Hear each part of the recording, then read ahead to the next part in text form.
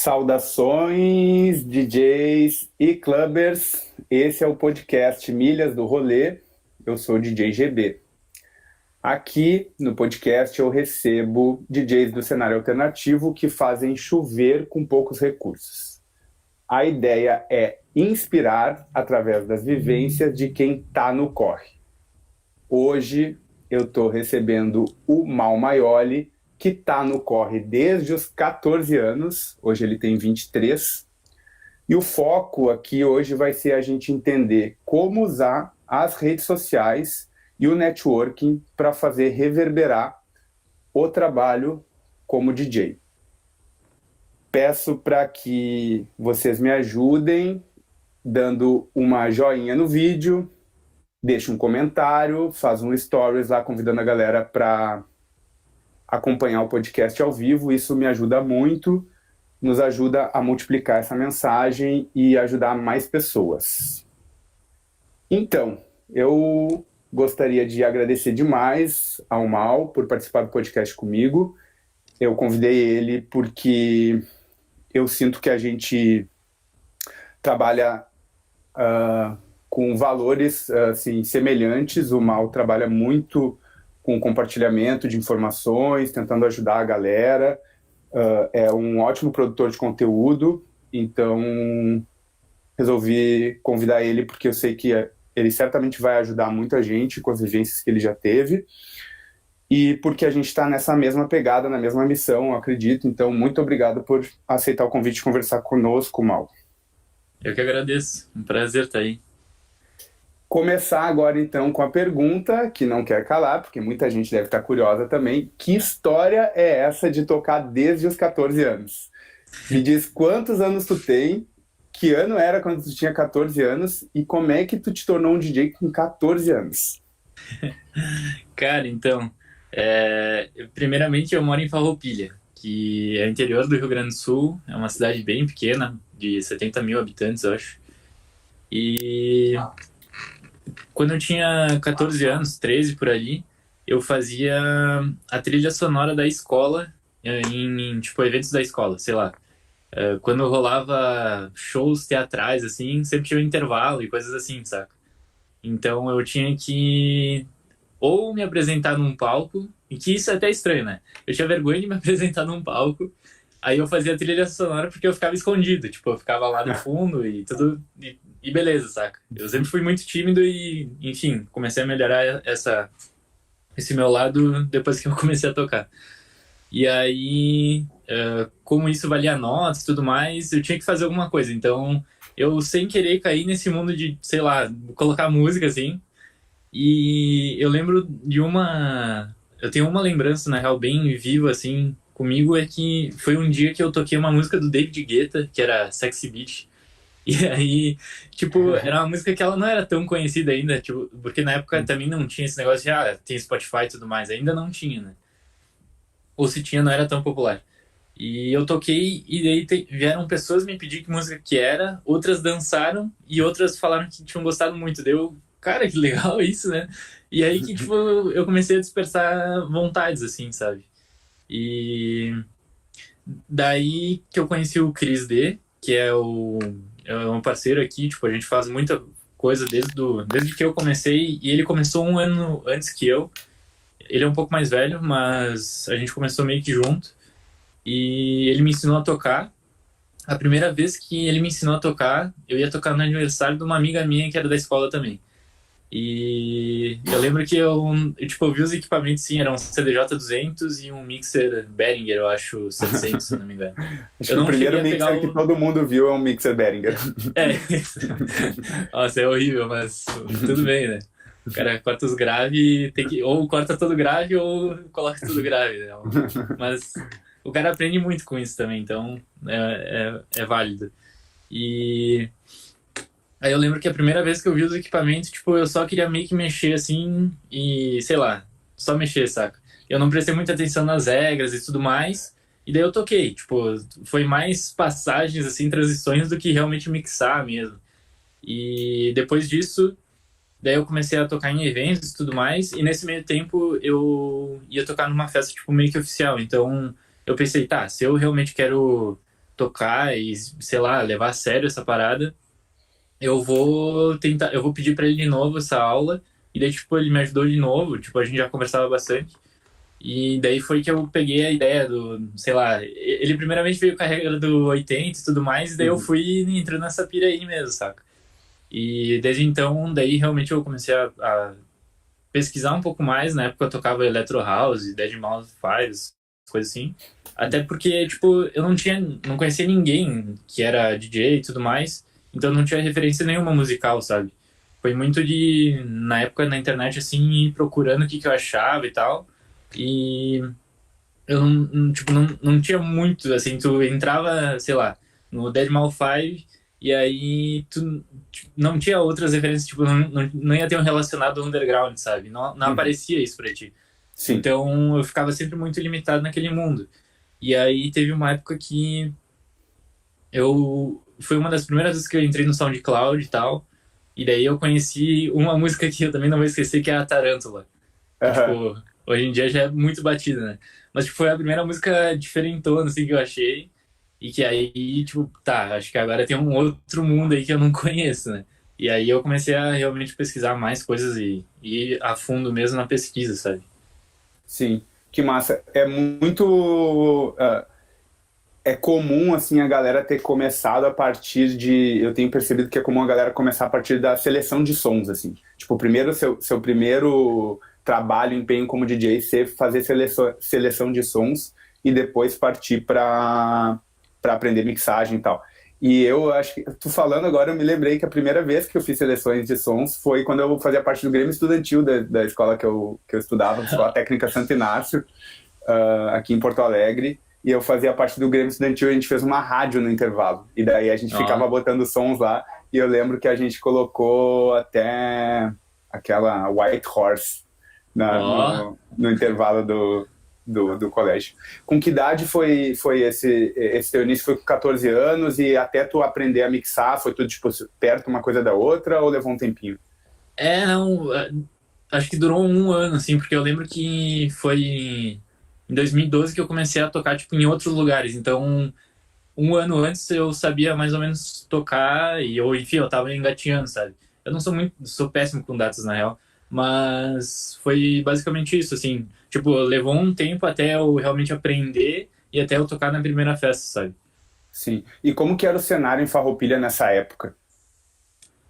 Cara, acho que meio que não existia muito, assim, tipo, eu lembro que tinha Freedom, que é do Fer Oliveira, Uhum. mas era uma festa muito pequena, sei lá, para 100 pessoas, sabe? Era um negócio bem underground. E aí tinha Colors, que daí tava mais em Caxias na época já. Ela até começou em Farroupilha, mas depois já foi para Caxias. E eu lembro que quando eu comecei a tocar era sempre tipo as primeiras festas por um bom tempo na real. Era uma pista era pagode sertanejo e daí Uhum. tinha a nossa pista de house, e, enfim, electro house e tal.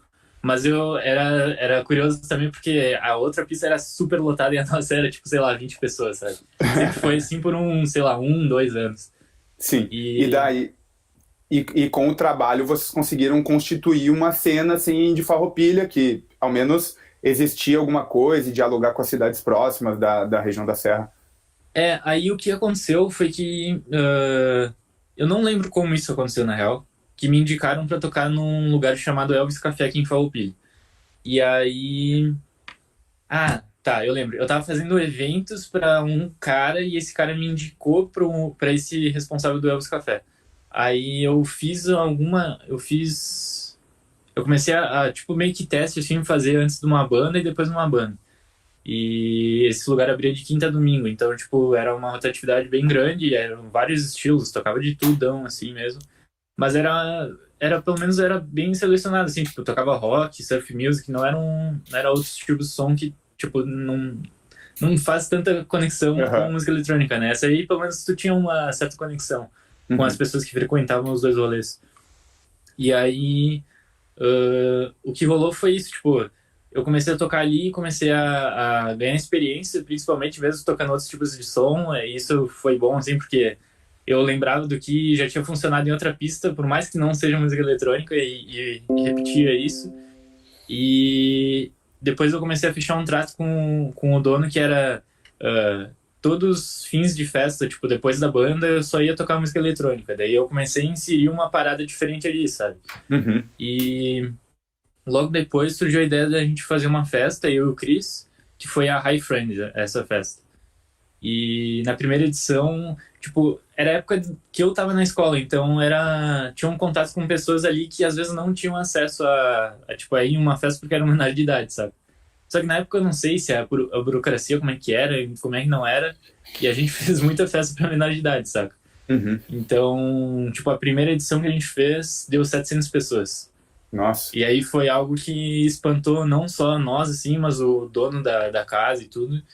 E depois disso a gente continuou fazendo, tipo, a segunda foi bem estranha porque não tinha vendido nenhum ingresso antecipado e na hora vendeu, sei lá, uns 500 ingressos. E a Sim. gente conseguiu criar um público ali, porque era uma galera que não tinha como sair e começou a sair meio que cedo. Só que, sei lá, 2, 3 anos depois já tava com 18, né? Então tava Uhum. pronta e já sabia o que tava ouvindo. Tipo, nessa época eu também já tocava Deep House, então eu também já tinha evoluído em relação ao som que eu tocava antes. Sim. E foi um crescimento bem massa, porque a festa durou 2 anos, se eu não me engano. E ela até meio que se queimou, digamos assim, porque as pessoas mais velhas viam com maus olhos a festa por ser de galera nova, tá ligado? Aham. E aí, tipo, beleza. Foi um momento e um aprendizado muito grande pra nós. E aí que surgiu a Beat On Me. E nesse meio tempo todo, ainda o Elvis Café fechou e eu comecei a tocar mais no Moinho, que Uhum. hoje em dia é a minha residência, né? Então, Sim. em 2015 ali, eu lembro bem, eu assumi como residente e a gente criou a Beat On Me nesse mesmo ano, que daí foi a festa que, tipo, a gente mantém ela até hoje e que a gente também conseguiu fazer muita coisa importante, assim, com ela. Sim. Que massa. E, tipo, a Serra, a Colors é anterior a isso, né? Tipo, Sim, e mais forte em Caxias. A Colors, para quem não conhece, é uma festa bem grande que rola em Caxias. Eu arriscaria dizer que é a maior do Rio Grande do Sul, talvez. com certeza. E para quem Acho que conhece, até de idade, né, ela é a mais velha, assim, digamos. sim, já deve ter mais de 10 anos, né? Ia completar 11 esse ano. Sim. Então, é uma festa semelhante a Levels, por exemplo, que rola aqui em Porto Alegre, da qual, inclusive, o Mal é residente, só que ela rola em Caxias. E foi um trabalho que, para quem conhece, o Fran Bortolossi, que produz a festa, ele meio que criou o cenário lá em Caxias. E eu acho Olha. semelhante com essa história que tu conta de ter, por mais que já existisse a Freedom na época, assim, vocês precisaram meio que criar as condições para que o cenário acontecesse e partiram de uma cena com praticamente nada, assim, né, contemporâneo, e chegaram num cenário que tinham festas com aí até 700 pessoas. Como tu acha que vocês fizeram para contribuir com isso, assim? Como vocês fizeram para conseguir construir essa audiência, esse público interessado, engajado? Cara, eu acho que na época, principalmente, não tinha muita rede social ainda, né? Tipo, todo mundo usava, mas não da forma que é hoje, que a gente realmente se informa só por ali, né? E eu vejo que esse começo de ser muito boca a boca e juntar pessoas, assim, foi essencial para que isso chegasse, sabe? Eu lembro que os eventos eram super fracos, tipo, era, sei lá, 90 confirmados, coisa assim. Só que as pessoas que estavam se engajando e que já conheciam a festa, por exemplo, o nome da festa, elas já sabiam que queriam ir nessa festa, sabe? E aí, sei lá, a gente tinha um público meio que fiel de 200 pessoas. Então, se tu multiplica essas 200 pessoas que vão falar qualquer coisa sobre a festa, isso ajuda muito, né? Uhum. E conforme isso aconteceu, acho que a gente consolidou pessoas que, se tiver um mal ou o Cris, a gente vai ir porque a gente curte o som deles, a gente acompanha eles ou somos amigos, sabe? Ou a gente vai se divertir na festa. Então acho que ajudou muito a criar essa base desde o começo, assim, sei lá, a gente tá quase 9 anos trabalhando aqui, sabe? Uhum. E como a gente começou meio que sem. Eu, pelo menos, o Cris até conhecia os guris, mas eu não conhecia ninguém, não conhecia o Fer, não conhecia o Ander, nem o Fran, sabe? Então a gente criou, eu tava criando as minhas coisas ali. Eu tinha os meus amigos que estavam me ajudando, a gente ia divulgando, fazendo o nosso, assim. E aí, conforme foi passando o tempo, que daí eu conheci todo mundo, assim, mas antes disso, tipo, tava fazendo o meu, sabe? Aham. Eu acho que é isso, vamos fazer assim. Eu tento achar as pessoas que possam me ajudar, e enfim. Nunca teve muito segredo, assim, eu realmente não. por ser novo, assim, eu largava flyer na escola e coisa assim, sabe? Não tinha Sim. uma fórmula de como fazer isso, ou como fazer Aham. vender ingresso. Era muito no boca a boca, muito na conversa mesmo. Pode crer. Isso é massa porque aqui em Porto Alegre, tipo, existe uma tradição de música eletrônica. Teve o Fim de Século, lá um clube super clássico nos anos 90, final dos anos 90, depois virou Anel, não sei o quê. Então, tipo, Fulltronic, festas grandes e tal. Daí depois tem outras gerações com outros clubes, daí até o momento mais recente, assim, anterior a esse momento que a gente estava vivendo. Agora até já mudou, eu acho. Mas tinha a festa Neon, a festa Desconexo, que eram festas que rolavam todo mês e tal.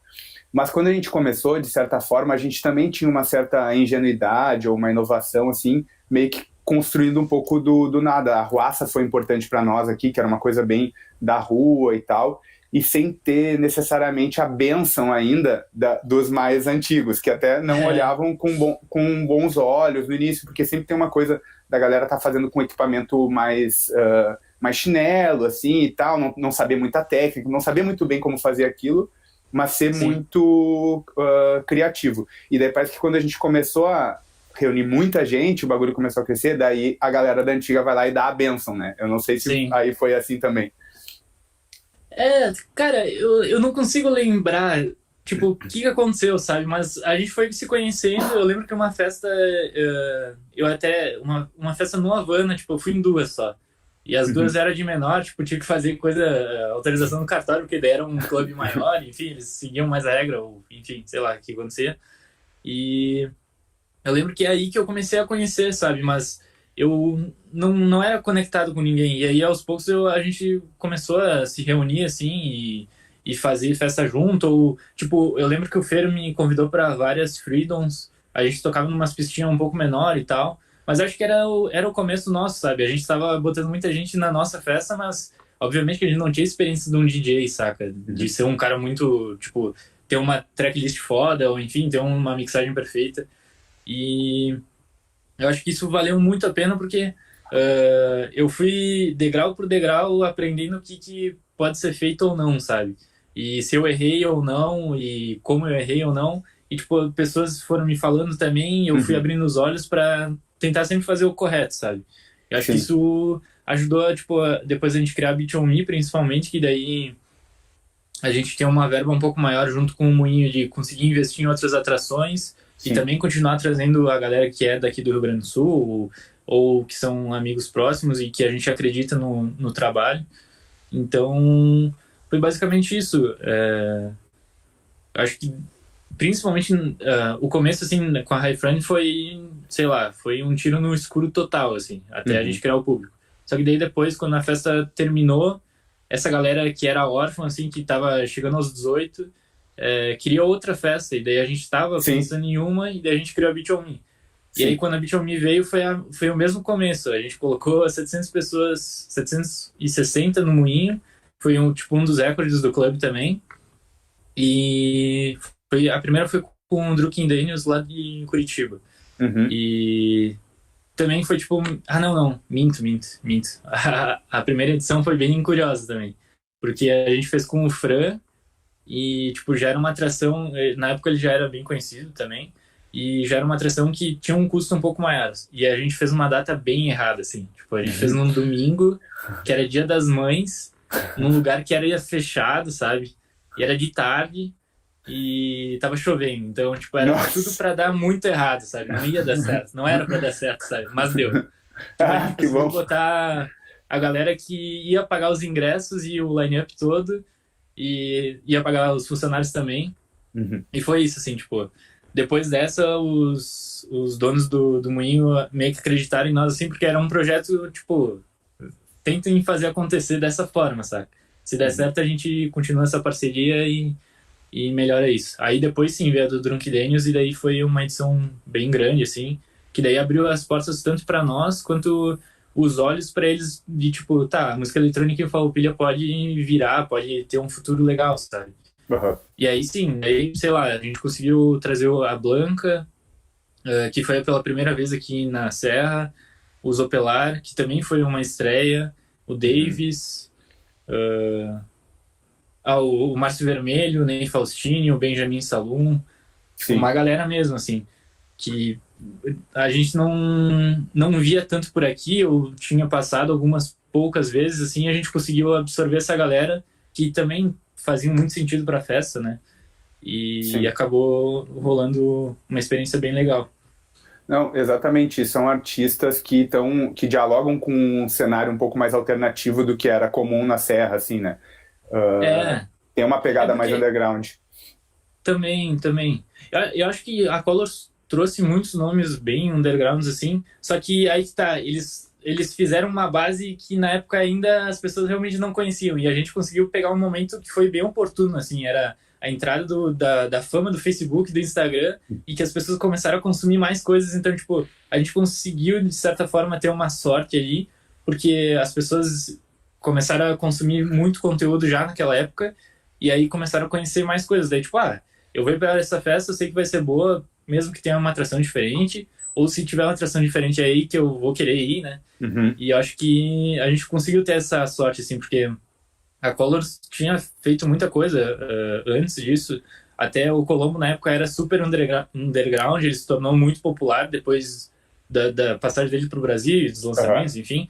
E eu acho que essa base também nos ajudou pra caramba, sabe? Que daí as pessoas, Sim. é música eletrônica eu já meio que sei o que vai ser. Talvez seja um Uhum. pouco diferente, mas eu vou conseguir absorver isso, curtir a festa e descobrir um novo artista, né? Sim. Não, total. Tem um primeiro momento que a gente precisa cativar os primeiros fãs fiéis assim do projeto. Esses fãs fiéis vão fazer com que o negócio reverbere.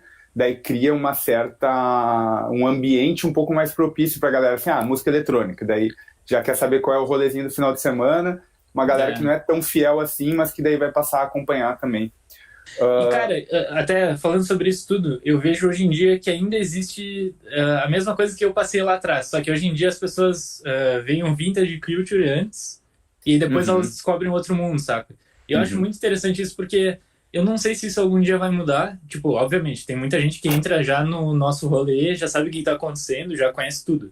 Mas eu vejo que tem grande parte da parcela, assim, das pessoas, do consumidor, ele descobre muito antes daquele mundo lá, e aí depois que ele, opa, tem outras coisas aqui, sim, né?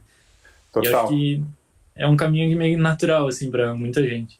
É, na nossa época mesmo, né? Eu também comecei a gostar de música eletrônica indo em rave e gostando de Electro House. Os primeiros sets que eu fiz foram de Electro House, então depois a pessoa vai embarcando. Certo. Uh, então, agradecer aí a galera que está ouvindo e pedir para quem não deixou um joinha ainda no vídeo, deixe joinha, que eu tenho que fazer meu trabalho de youtuber. Vai pensando aí nas perguntas para fazer no chat para o Mal. Esse podcast tem o intuito de ajudar a galera que está começando, então encaminhar agora para a hora de retirar os segredos do nosso convidado. Então, o Mal começou, ele está aí, ó, há 9 anos trabalhando, construiu a cena praticamente do zero lá em Farroupilha, assim, né? Essa cena é sempre uma renovação, né? Nunca é totalmente do zero, uma renovação, mas fez um trabalho forte lá para conseguir desenvolver o corre dele como DJ. É produtor musical também, e daí, agora a gente falou lá de como ele começou. Hoje o Mal é residente da Levels, que é uma festa super importante aqui do Rio Grande do Sul, nessa mesma pegada da Colors que a gente estava falando, só que ela rola aqui em Porto Alegre. O Mal já conseguiu, como produtor, emplacar um top 1 de Deep House no Beatport. O Mal tem uma agenda relativamente cheia, assim, vários DJs eu acredito que gostariam de ter tantas datas quanto ele, toca bastante pelo interior, toca no Uruguai aí, eventualmente. Teve uma música remixada recentemente pelo Renato Cohen, que é um artista super importante do cenário brasileiro. Como é que tu acha, o que tu fez para conseguir conquistar esses feitos que eu acho que uma galera gostaria de ter, assim, é uma trajetória bem massa. Eu queria saber, assim, que tu nos entregasse o ouro. O que tu acha que foi o diferencial que tu fez para conseguir conquistar essas coisas? Eu sei que tu é talentoso, mas eu queria saber se tu acha que foi só talento ou se tem algumas outras coisas que podem ajudar. Cara, eu partiria muito para uma resposta bem poética, mas eu acredito muito nisso, saca? Eu vou muito pela sinceridade da parada, saca? Desde o começo, assim, tipo, foi uma parada que eu fazia, que eu me divertia fazendo, sabe? E eu lembro que eu sempre fiz. Eu nunca pensei tanto, assim. Aí, eu lembro que teve um momento em específico que eu toquei na Cabana. Eu não lembro exatamente onde é que era. Era antes de Porto Alegre, né? Enfim, Nova Santa Rita. isso.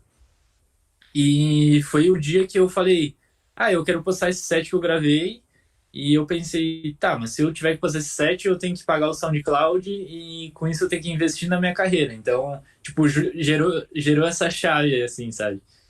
E foi a partir desse momento que eu comecei a pensar de uma forma um pouco mais profissional. Apesar de eu ter 16 anos, né, nessa época aí, provavelmente, eu comecei a investir em outras coisas, então eu comecei a pensar nas minhas redes sociais, por mais que na época era só mato, eu já tentava falar por ali, já tentava sempre me expor de certa forma, e acho que em tudo que eu sempre fiz, assim, nos conteúdos que eu tô fazendo agora também, é uma forma de eu mostrar que no começo eu não tinha isso, então eu tô tentando repassar tudo que eu aprendi, porque se eu tivesse de mão beijada, digamos assim, naquela época, isso teria me ajudado muito mais, sabe? E em relação à produção, principalmente, acho que é realmente trabalhar todo dia, assim, pelo menos 1 hora por dia, ou o que tu puder, sabe? Tanto é que para mim é a primeira atividade do dia para mim é produzir.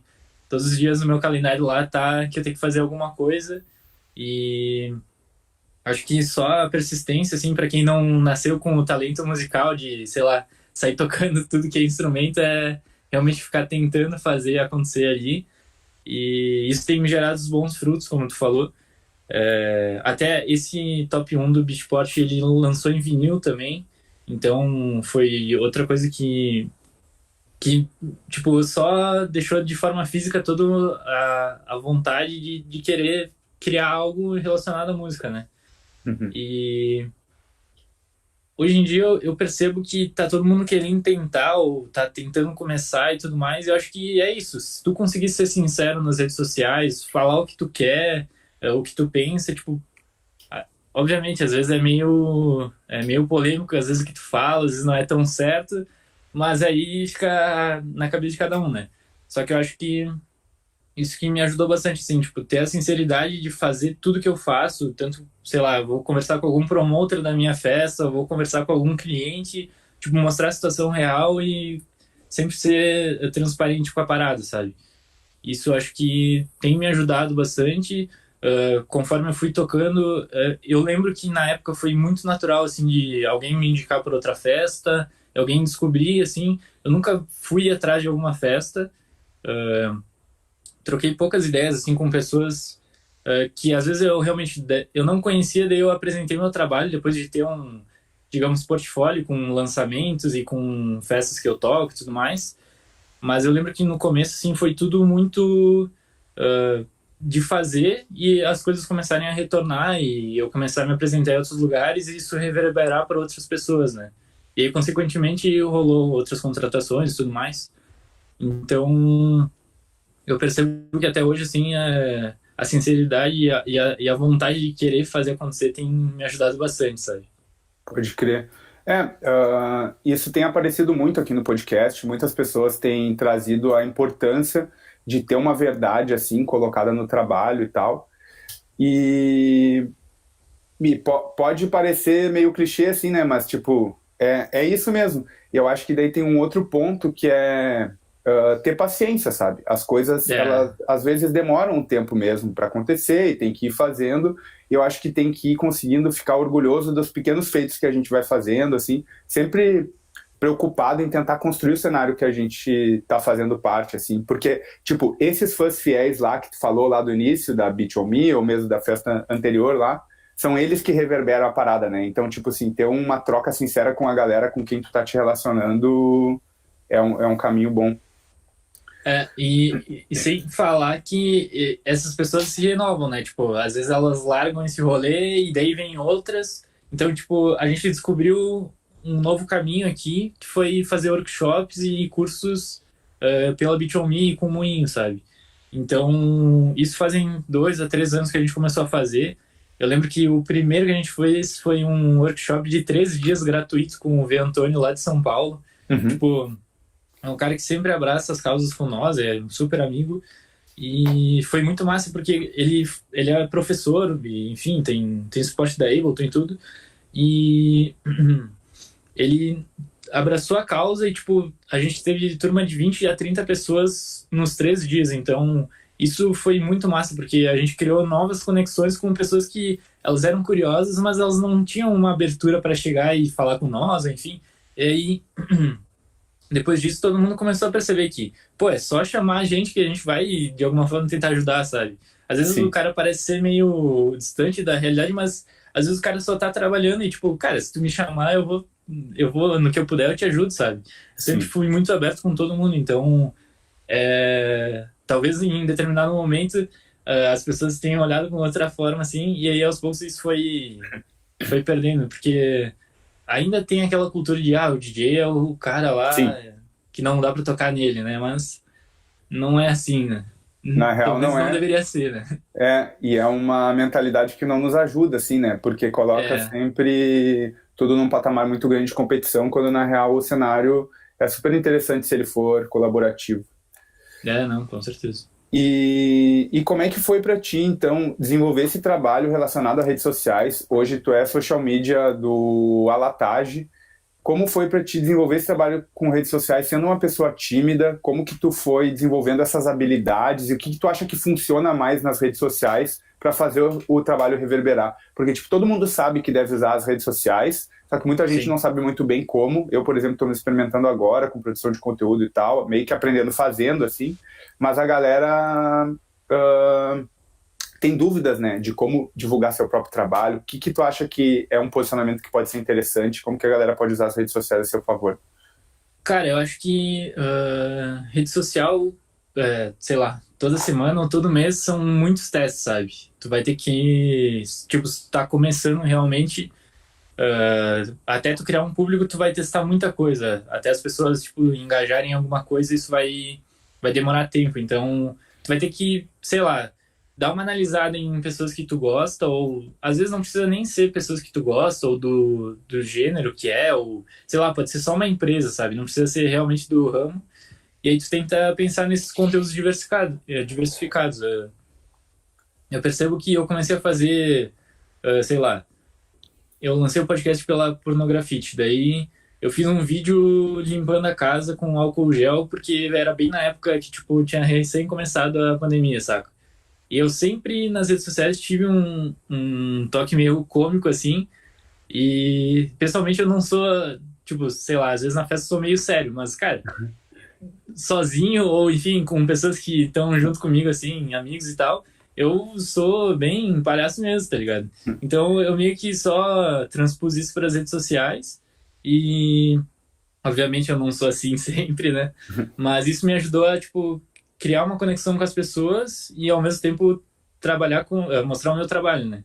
Então isso aí deu um link e aí que eu descobri que eu poderia explorar mais disso. E além disso, eu comecei a testar os conteúdos mais densos, assim, tipo, fazer coisas mais trabalhadas, pensar mais no design da parada e no conteúdo que talvez seja algo meio que geral, assim, que não seja tão específico. Obviamente que eu trabalhei com alguns bem específicos, mas quando tu trabalha com coisas que podem, sei lá, pegar o teu primo ali, que ele tem a mesma idade que tu, mas não tá no mesmo rolê, isso vai ajudar muito a que ele também chame a atenção dele, né? Uhum. E acho que é isso, assim, quando tu testar alguma coisa e tu, sei lá, tu fez, sei lá, 5, 6 posts e aí tu vai dar uma olhada em que as pessoas mais comentaram, o que elas mais falaram, tu vai começar a ter um caminho, sabe? Uhum. Então, acho que é realmente tu não só achar o caminho do que as pessoas gostaram, mas do que tu também gosta. E isso vai fazer uma combinação que provavelmente vai dar certo, né? Mas é isso, vai demorar muito tempo. Eu acho que, tipo, eu até tenho uma certa experiência, mas sempre o cara vai aprender pra caramba. E, tipo, rede social é um negócio que é necessário, a gente tem que cuidar pra não viver dentro dela 24 horas, mas é importante para a gente estar se comunicando, se conectando com as pessoas, né? E principalmente a gente consegue ajudar, assim, e ser ajudado também, porque eu já aprendi bastante compartilhando o meu conhecimento e depois recebendo uma troca bem importante também. Sim, tem um lance muito de aprender fazendo, assim, né? Parece que É, são uns ciclos, assim, né? Que tu tem que tentar transformar ele numa espiral.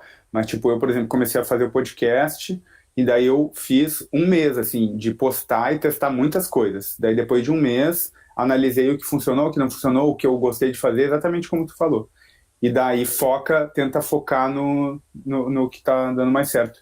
E tu teve alguma coisa que tu acompanhou para te instrumentalizar, assim, para te ajudar a, tipo assim, a ter uma noção estética melhor, para conseguir construir esteticamente os posts melhor ou o conteúdo melhor? Algum guia, assim, que tu seguiu ou alguma coisa que tu estudou? cara, eu sou formado em publicidade e propaganda, isso me ajudou bastante, obviamente, mas eu sempre tive um, tipo, cara, obviamente, meus materiais não são os mais lindos do mundo e tudo mais. Só que eu tenho um carinho, assim, muito grande de ter que fazer uma parada que seja legal, pelo menos que seja pra mim, assim, que tenha tudo meio alinhado, tudo meio certinho, sabe? Então, eu sempre fui atrás de referência, assim. Eu olho, eu abro o meu Behance lá, eu sigo pessoas ou marcas, ou agências, enfim, que eu gosto do que eles fazem e começo a perceber como eles fazem isso, saca? Eu acho que sempre foi, tipo, tudo meio que na minha vida, assim, sempre foi, tá, eu acho que eu gosto disso, eu vou tentar fazer isso Uhum. e vou abrir o Photoshop aqui e fazer. Tipo, esses dias mesmo até alguém me pediu se eu tinha feito algum curso de Photoshop, Illustrator e tal, ou After Effects. E eu nunca fiz nada, assim, tipo, eu fiz curso do YouTube, né? Que eu tinha dúvida e abri o YouTube e era isso aí, tá ligado? Então, é basicamente isso, tipo, eu percebi que post de carrossel é legal porque é um conteúdo um pouco mais denso, mas as pessoas gostam de olhar e salvar esses tipos de conteúdo, então eu aprendi bastante com isso, tentei explorar isso. Obviamente que fazer post de carrossel todo dia não rola, porque é algo que consome muito tempo, e então tem sido basicamente isso que eu tenho feito, assim, eu não sigo muitas regras, assim, tipo, eu vou fazendo o que eu acho que eu gosto e se eu vejo que eu não gosto, eu apago tudo e começo de novo. Pode E se eu crer. acho que esse conteúdo não vai ser realmente relevante, eu não faço. E eu acho que a partir dos últimos anos, assim, pra frente, rede social principalmente vai ser um jogo de tentativa e erro eterno, porque tem muita coisa, vai ter cada vez mais coisas, então tu vai ter uma porção de pessoas que te acompanham, que gostam do que tu faz, e elas sempre reverberam isso também, mas eu acho que cada vez mais vão ser pequenos nichos mesmo, assim. E não tá ruim, não é ruim isso, porque as marcas estão olhando para isso, né? Então, sempre vai ter alguém de olho no que tu faz e pronto para te apoiar, mesmo que tu tenha, sei lá, um nicho de 200, 300 pessoas, mas elas Uhum. são realmente conectadas contigo, né? Então, a tua mensagem vai chegar para elas, isso que é o mais importante, né? Sim. Eu penso que é muito um jogo de gerar valor, de fato, assim, pra galera, sabe? Fazer coisas que sejam relevantes. E é uma briga com o próprio ego, assim, de tu perder a vergonha, ir lá e postar. É, Mas eu acho é, que é. ter a verdade, assim, como uma bússola pode ajudar, assim, e sempre tentar pensar, assim, que aquilo não é sobre ti, sabe, também. É sobre a galera que tá ali te acompanhando, tem que ser uma troca. E falando em troca, tem uma coisa que a galera, eu tenho aberto a caixinha de perguntas para tentar achar a galera, e tem uma coisa que a galera pergunta muito, eu queria saber o que tu pensa a respeito disso, assim, de com quais equipamentos começar, tipo assim, para dar esses primeiros passos. Como foi lá quando tu começou? Tipo, eu, por exemplo, sou um DJ que comecei com software, daí depois que eu fui aprender na controladora, daí depois no CDJ e tal. Como que tu Sim. acha que é mais interessante? Porque eu vejo que muita galera vai lá e ou diz assim, eu não tenho como aprender porque eu não tenho equipamento ou quer comprar o equipamento antes mesmo, assim, ver isso como Sim. um pré-requisito e tal. Como é que tu acha que deve ser, assim? Cara, na época eu aprendi com 200. Isso me ajudou muito porque, tipo, era... Claro, o 100 era pior ainda, mas o 200 ele era uma máquina que tu exigia de ti fazer a parada acontecer, saca? E isso me ajudou muito, óbvio. Recomendaria isso. Só que hoje em dia, às vezes, fica até difícil tu achar alguém que tenha um 200, né? Então, complicou a parada, assim. Não é tão comum alguém ter 200. A gente dá um curso que é, tipo, super barato, é R$ 200. A gente fazia por R$ 200 e era uma semana inteira. E era uma turma, sei lá, de 8 pessoas, sabe? E era com um CDJ só. E a gente, cara, era um curso super barato, então a gente tentava mostrar o máximo e fazer com que a galera treinasse. Só que, claro, era um CDJ 2000, era um kit Pioneer, tipo, bom, sabe? Uhum. Então, as pessoas aprendiam ali e a gente falava, cara, se vocês querem continuar aprendendo, podem baixar qualquer software, tipo Virtual DJ ou o Tractor. Se vocês aplicarem as mesmas regras, vocês vão conseguir entender, vocês vão conseguir mixar e começar a criar a dinâmica de mixagem de vocês. Então, acho que não tem regra, sabe? Se tu começar por um software hoje em dia ou por um CDJ, não vai mudar tanto. E acredito que é realmente tu ter que persistir e ficar treinando por horas e horas, que é isso que vai fazer realmente a diferença, sabe? Sim.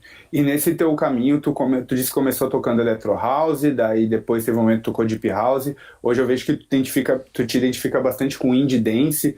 Como que foi pra ti construir essa identidade sonora? Que é uma outra coisa que a galera pergunta muito, assim. Se tu acha que vale mais focar em um estilo, ou se tu gosta de ser eclético, como é que tu acha que dá pra buscar esse equilíbrio? Até, sei lá, uns 3 anos atrás eu achava que eu tinha que achar um estilo só e ser super segmentado a ele, saca?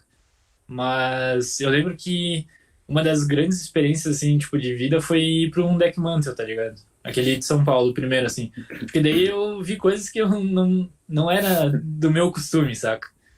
E aí que, tipo, realmente abri a cabeça pra ser um DJ e conhecer tudo que é tipo de som.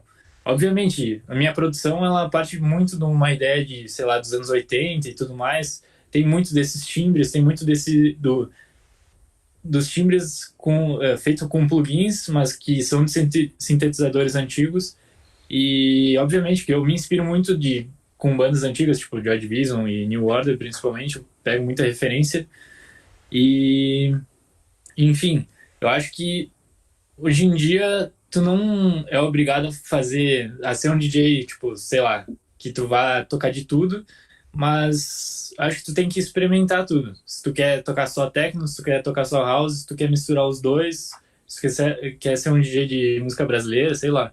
É importante ter essa variedade também no mercado, né? Porque as pessoas, os clubes, as festas, todo mundo exige um pouco disso. E eu noto que eu sempre fui muito um DJ, então, tipo, eu nunca toquei muito só um estilo ou só outro. E eu acho que isso foi desenvolvendo com a minha personalidade, sabe? Pode crer. Eu também, eu tenho como principal marca, assim, ser eclético e tal, e eu sofria muito, assim, tipo, pensando se valeria mais a pena focar em uma coisa só, mas acaba que não dialoga com, tipo assim, tem que dialogar com o que tu gosta de fazer, né? Então é uma coisa Sim, que, tipo, uma coisa que me ajudou foi tentar achar características comuns às músicas, independente dos gêneros. Então eu gosto de uma coisa de uma percussividade, um batuquezinho e tal. Então tu acha techno, house, disco com essa característica. E daí tentar fazer uma exatamente. coisa que seja transversal, assim, isso pode acabar se tornando essa tua marca. Mas É. optar por um gênero só e focar muito nele funciona também, né? Acho que tem várias Sim, formas de não, fazer a mesma coisa. aí que tá. Pra mim isso não funciona, né? Mas pra muita gente isso é o certo, ou enfim, deu certo, assim. Uhum. Então, cara, é muito de tu descobrir o que tu quer, assim. Eu comecei muito novo, então eu fui me descobrindo e ainda tô e ainda vou ficar me descobrindo até o fim da minha carreira, né? Acho que Sim, eu gosto disso, na real. Tipo, vai ter momentos que eu vou tocar outras coisas e tá tudo certo, tá ligado? Provavelmente eu vou mudar e eu vou continuar sendo assim, saco? Que daí eu sei que vai ser sincero a parada porque é o que eu tô gostando, sabe? sim. A gente está se encaminhando, tô adorando conversar contigo. Quero agradecer a galera que nos acompanha ao vivo no chat, agradecer todo mundo que acompanha esse podcast. Pedir mais uma vez pro pessoal apertar no joinha ali, quem não apertou ainda, quem chegou até aqui, quem está tirando o valor desse podcast, faz um stories, nos marca lá, @DJ_GB_ @Malmaioli. Por último, agora eu tenho aquelas perguntinhas que são mais do bate-bola, assim. Então, o que tu... Se tu pudesse dar uma dica pro Mal Maior lá, de 14 anos, menininho, recém começando a sair nos seus primeiros rolês, O que que tu diria pro Mal daquela época que tu acha que tu descobriu agora, 9 anos depois, que ajudaria, que tu gostaria de saber já lá naquela época? Na real, eu ainda tô descobrindo, mas fique calmo. Relaxa. Relaxa, relaxa, tenha paciência, não estoure. Ah, tu, Apenas comen- isso. tu comentou dessa primeira, acho que foi a primeira Beach On Me, né, que vocês iam fazer, que choveu no dia, tudo no fim, deu tudo certo. Mas teve alguma dificuldade grande assim que tu passou, tipo, que poderia chamar de um fracasso? Não sei se fracasso é a melhor ah, palavra, mas uma grande dificuldade assim que tu acha que te preparou para os sucessos que vieram depois, assim, como se fosse tipo assim, um fracasso favorito, assim, uma grande aprendizagem. Cara, eu acho que não, porque a gente sempre trabalhou muito com o mínimo das coisas, tá ligado? Tipo, a gente tinha um apoio, teve o apoio do Elvis, teve o apoio do Moinho, e todos apostaram em nós, então, tipo, a gente tinha a pressão de fazer a parada dar certo, sabe? E eu acho que essa pressão de sempre ter que dar certo, sempre tem que fazer girar, tem que fazer para a gente conseguir continuar investindo e conseguir continuar sonhando em fazer o rolê, uh, foi meio que o desafio, saca? Então não teve um fracasso, obviamente, a gente teve muitas festas que deram erradas e tudo mais, mas eu não lembro de um caso específico assim que foi realmente tenebroso, saca? Sim. E quando Acho que as foi sempre. coisas. Pode falar. Sempre foi esse desafio de, tipo, tá, é isso, a gente tem essa data, tem essa festa com essas atrações e a gente tem que fazer de algum jeito as pessoas virem e saber que eu tenho certeza que elas vão gostar, né? Só a gente tem que instigar elas a virem, né? Então, Sim. foi isso mesmo. Mas e quando as coisas não aconteciam do jeito esperado, assim, quando não dava o número de pessoas e tal, como é que vocês encaravam isso e conseguiam transformar isso em algo que ajudasse como uma oportunidade de crescer? Eu lembro que teve 2018, a gente estava comentando em 2017 que todo mundo fez muita festa e muita gente quebrou, né? A gente fez muita festa também, fez muita festa não, né? Era uma por mês, só que a gente investiu em atrações e achou que o público estava preparado para muitas coisas diferentes e não estava, na real, né? Então, esse ano foi, acho que foi um aprendizado, na real, aí, porque a gente falhou bastante e no ano seguinte a gente na real, até o fim desse ano a gente repensou bastante e falou, cara, a gente tem que dar um passo atrás, porque o que a gente estava trazendo de atração não era condizente com o que as pessoas iam querer consumir. E por mais que a gente goste e queira fazer isso, a gente não ia ter dinheiro para suportar mais um ano fazendo a mesma coisa, né? Então a gente Sim, começou a mesclar os line-ups, tipo, a gente trazia uma atração um pouco que era um pouco mais conhecida ou da região e trazia alguém que era mais novo e a gente tentava fazer intercalar essas pessoas. Tanto é que no ano seguinte a gente trouxe o Ney, que era um DJ já conhecido, e a gente trouxe o Márcio o Vermelho e o Beijão, que eram outros dois nomes que não eram conhecidos, né? sim. Não, a gente passou pela mesma coisa aqui na mesma época. 2017 foi o ano que a base deu uma boa crescida. E a gente, eu acho que isso é um erro que todo mundo comete, assim, né? Que talvez fosse legal tentar É verdade, evitar, que é é subir no verdade, salto, assim, né? Quando o é verdade. negócio começa a crescer e daí começa a torrar muito dinheiro. E daí, assim, o auge disso foi no meio do ano, que a gente fez uma atração internacional. Rolou numa sexta-feira, chuva, tudo. E a partir disso começamos a tomar vários cambos, assim. E no fim das contas a gente não conseguiu investir na parada de uma maneira sustentável. Então, acho que Sim, uma dica também, às vezes, é não ficar tão deslumbrado com os cenários dos centros maiores, assim, né? Porque a gente perde muito dinheiro, às vezes, fazendo isso, e não tem o retorno que eu acho que teria se a gente investisse mais no cenário local, né? e ter atenção que fazer uma festa, às vezes tu faz com DJs locais e vai explodir, vai dar muita gente. E às vezes tu vai fazer com uma atração e não vai ser a mesma coisa. Só que isso é de uma festa, não é tipo, às vezes bateu a data certa, sei lá, chegou no pagamento e as pessoas estão com grana, estão querendo sair, o dia tá bom. Então, tipo, é muita coisa que pode acontecer e que por mais que tu traga a atração mais conhecida no mundo, que é dos teus sonhos, pode ser que não funcione, né? Uhum. Então é bom tu sempre ter esse, às vezes tu dá esse passo a mais, mas tu ter uma reserva, tu ter um pensamento que, ok, se isso não der tão certo, a gente vai poder continuar pensando no que a gente quer e continuar fazendo o que a gente quer, né? Sim, exatamente. Não fazer uma parada suicida, assim, que É, acaba quebrando as é, pernas de uma forma que não tem como continuar. a gente fez bastante isso. Agora, tem uma pergunta, o quadro É Pro Meu TCC, que é patrocinado pelo TCC das Gurias, que eu estou escrevendo meu TCC sobre coletivos, e a gente conversou sobre isso mais tarde, mais cedo no teste. Uhum. Aqui em Porto Alegre e outras cidades, o pessoal da minha audiência com quem eu tenho me relacionado tem muito essa palavra no vocabulário, né? Coletivos e tal. E não existe uma definição muito certa para isso. A gente estava falando antes, né? Se aí na Serra o pessoal costuma se identificar dessa forma, como coletivo, ou como núcleo, como festa. Mas coletivo sendo isso, né? Esse grupo de pessoas que se junta para executar determinada tarefa. Eu queria saber o que tu acha assim, da importância dos coletivos nesse cenário alternativo, qual o papel deles e como eles têm contribuído para o crescimento da cena. Cara, eu acho que a gente não usa o termo coletivo, apesar de serem todos coletivos, né? Tipo, tá todo mundo sempre se ajudando de certa forma, tentando se respeitar ao máximo, de tipo, ao menos não fazendo as mesmas datas e tudo mais.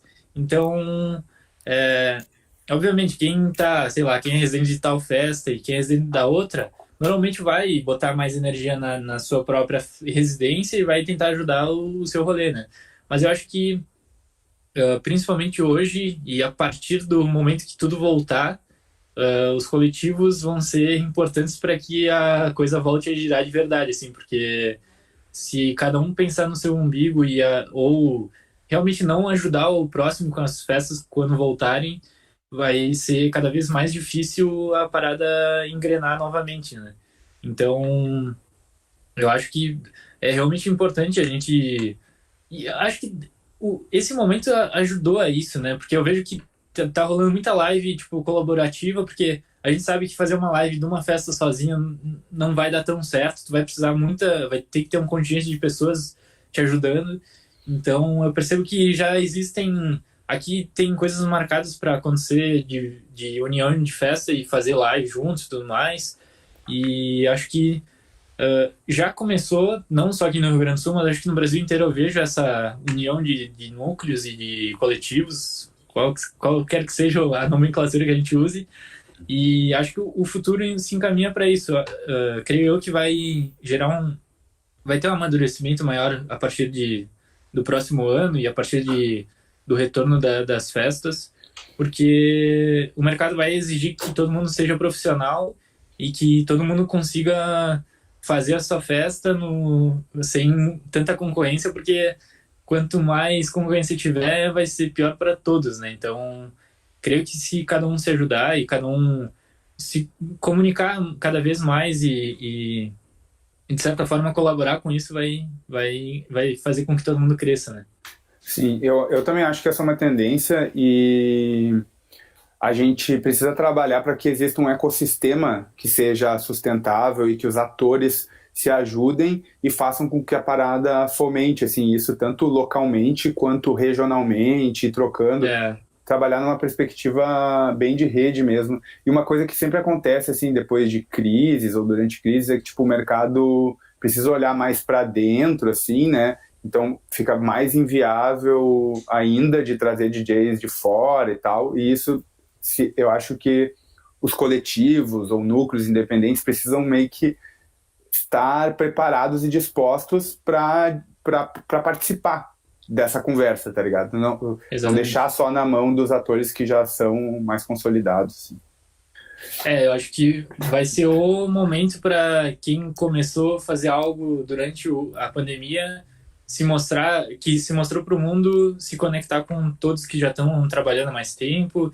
E eu acho que vai ser a oportunidade realmente para quem quiser fazer acontecer, vai estar junto e vai poder colaborar, sabe? Acho que todo Sim. mundo está ganhando mais voz, então isso vai ser bem importante para todos, né? Não importa se tu é 20, se tá 20 anos no mercado, 10 ou 5 ou 2, tá ligado? Sim. E tem algum hábito que tu desenvolveu durante o teu percurso, assim, que te ajuda, que te ajudou a desenvolver teu trabalho? Tipo, alguma coisa, qualquer tipo de hábito, assim, mas alguma coisa que te ajudou a conseguir superar os obstáculos que apareceram para ti? Alguma coisa que tu gostaria de compartilhar, um bom hábito que a gente pudesse tentar aplicar nas nossas vidas também? Cara, acho que o hábito de tu fazer alguma coisa que tu goste, seja pesquisar música, seja mixar, seja produzir, todos os dias, saca? Sim. Obviamente, tu vai falhar alguns dias, tu vai, com certeza, né? Mas eu vejo que tudo que eu tentei fazer diariamente, alguma, sei lá, uma hora que seja, 40 minutos, isso sempre vai ajudar tu, pelo menos, não esquecer daquele sonho que tu tem de fazer com que a coisa se torne realidade de uma forma que, tipo, se eu, com esse papo que eu tive contigo, olhando para trás e vendo tudo que aconteceu, assim, é interessante, porque eu sempre tentei fazer diariamente alguma coisa, saca? Então, se tu tá fazendo, isso algum dia vai reverberar, seja de uma forma grande ou pequena, acho que Uhum. tende a sempre te ajudar, sabe? Sim. Acho que estar em E contato, por mais difícil que seja, sim. é importante pra caramba. É massa pensar assim, de ter, eu tenho falado bastante sobre isso, de ter consistência, assim, né? De conseguir fazer, tentar buscar uma disciplina e fazer isso com alguma regularidade. E a outra coisa que tu falou também esse tempo todo é de ir documentando o que tu faz, né? E É, postando isso nas redes sociais, fazendo. E paciência, né? Tem que ter paciência. paciência. Paciência é a chave do negócio, porque às vezes o cara não tem, na real, né? E tu Mas faz parte. tem alguma ref que tu gostaria de indicar, assim, pode ser algum artista, pode ser um set que tu gosta muito, um vídeo, um filme, um livro, alguma coisa que te ajudou no teu percurso que tu acha que pode ajudar a galera? Cara, tem um que é clássico, que me ajudou a entender um pouco da história do que eu vivo, que é o Pump Up The Volume. Esse, todo mundo, quem não conhece, tem que ver e rever. Inclusive, esses dias eu tava revendo ele, faz acho que umas 2 semanas que eu olhei de novo. Porque é interessante que conforme o tempo passa, tu revê e daí tu, eu conheço esse artista mais, eu conheço mais esse artista agora, entendeu? Então, Uhum. tipo, é interessante o cara sempre ficar revendo alguns conteúdos tipo esse. E acho que de referência, eu falaria o Furtet pela questão que ele é um cara extremamente genial e por mais grana que ele deva ter, ele faz com muito pouca coisa, sabe?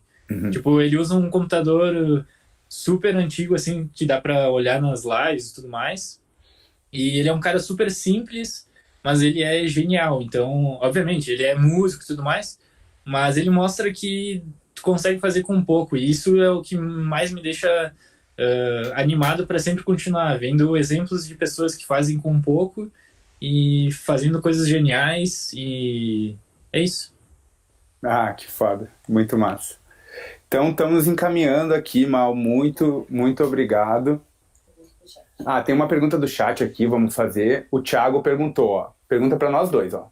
Vocês usam Boa. alguma plataforma para planejar e agendar os conteúdos que postam?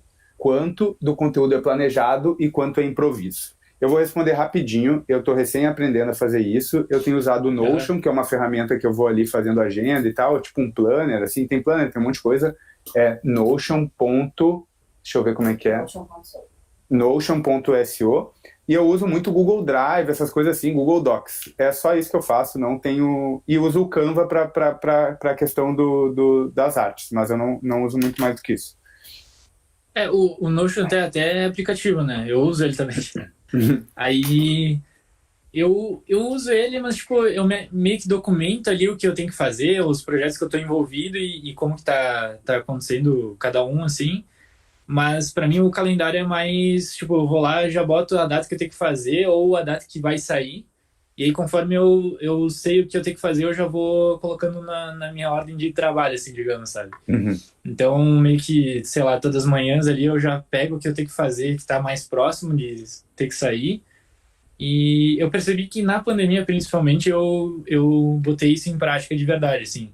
Antes eu não. Primeiro que eu não fazia tanto conteúdo, e segundo que eu tinha mais conteúdo de festa. Então, tipo, tocava no sábado, eu sei que no domingo ou na segunda eu vou falar sobre a festa, e aí depois eu já vou falar sobre a outra.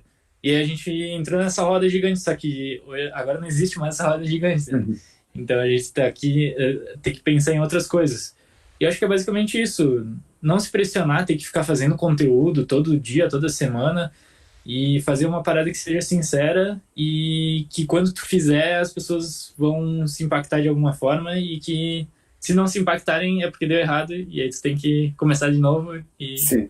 testar. Não, total. Eu muito, quando entrei nessa de querer produzir conteúdo, a pessoa se coloca uma pressão assim, postar todos os dias. Daí quando vê, Sim. tu inverte a prioridade da parada e começa a querer inventar alguma coisa para postar. Quando na verdade é o contrário, né? Tu pensar um conteúdo, um editorial ali das coisas que tu quer falar e depois ir organizando isso e postando. Tem um lado ruim da internet que é que, tipo, tá, o algoritmo gosta quando tu posta, obviamente. Beleza. Só que todo mundo dá dica, tu tem que postar diariamente, diariamente. Mas se tu postar coisas vazias, não vão fazer sentido, sabe? Então, planeja o que tu realmente quer passar para as pessoas e executa isso só, sabe? Sim. Que vai ser muito mais genuíno para quem vê do que ficar postando um monte de coisa. E aos poucos daí vai pegando uma musculatura ali de ir aumentando a quantidade, mas eu também acho que vale mais a pena porque fazer daí tu pouco, vai bem aprender o feito. que tu quer. É isso aí. Cara, te agradecer demais pelo teu tempo de estar aqui, te agradecer pela generosidade sempre, desde que a gente começou a trocar ideia lá na época do Jan. Eu até brinquei lá que o Jan foi uma experiência curiosa aí da minha vida, mas me apresentou algumas pessoas e tu foi uma que sempre teve aí super à disposição de ajudar a galera. Queria te dizer que a gente está junto nessa, tu pode contar comigo sempre que tu precisar. Agradecer a galera do chat, a galera que está ouvindo, quem vai ouvir esse podcast depois. Pedir que se a galera gostou, ajude a divulgar, é muito importante. o homologo pediu se a minha barba é cheirosa. Agradecer a galera aí, agradecer ao Mal e terminar com a última pergunta. Tem alguém reclamando que eu não faço as perguntas. O Homoloco, tá, mas o Homoloco já é prata da casa. Então, galera, muito obrigado. Semana que vem estaremos de novo com a Kika, que além de DJ maravilhosa, é minha melhor amiga. Então vai ser um prazer enorme estar com ela. Mal, muito, muito, muito obrigado. Terminar com a última pergunta aí. Se tu pudesse escolher uma pessoa para fazer um back-to-back, vivo ou morto, qualquer pessoa na vida, se tu pudesse escolher quem é a pessoa com quem tu faria o back-to-back? Vixe. Cara, eu vou falar um cara que todos os sets que eu vi dele são, tipo, impressionantes, assim. Eu nunca me decepcionei com esse cara, que é o Palm Strax. Pode crer. Ele é muito além, assim, tipo, de tudo, assim. Eu nunca vi algo surreal. Pelo menos pra mim, tipo, nunca teve um erro de nada, assim. Ele sempre é perfeito na tracklist, nas mixagens, na história que ele cria. Então, acho que seria ele. Tu viu ele no Deck Mantle? Vi, e daí depois, tipo, acompanhando, tipo, qualquer set que ele faz, assim, é sempre muito genial, assim. Esse do Boiler Room, ninguém sabia as músicas, nem nada. Aí, claro, depois ele soltou, porque a galera tava pedindo muito. Mas, tipo, o cara traz música que eu nunca ouvi na minha vida e são músicas fodas pra caramba, sabe? Então, é impressionante o que ele faz, assim. Pode crer, que massa. Muito obrigado, uma boa noite aí pra ti. E seguimos na luta junto aí pra fomentar o cenário. Certo, sempre. É nóis. Abração. É nóis. Valeu. Falou.